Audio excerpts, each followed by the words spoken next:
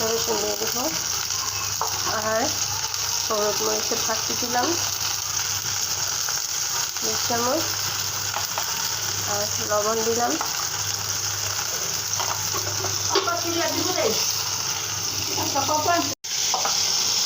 এখন আমি মশলাটা কষানো হয়ে গেছে, ট্যাংরা মাছটি দিয়ে কষিয়ে উঠাবো।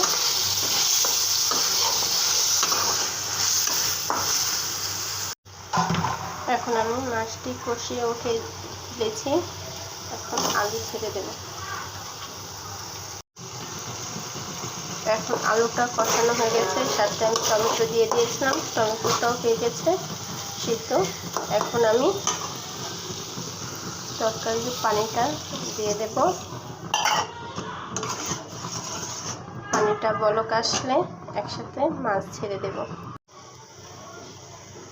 আলু সিদ্ধ হয়েছে, কষিয়ে পানি দিয়ে পানিটা বলক এনে এখন আমি মাছটা ছেড়ে দেব।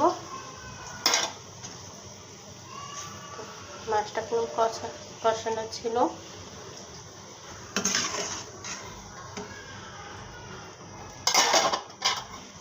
এখানে আমি মাছটা ধনেপাতা দিয়ে দিলাম।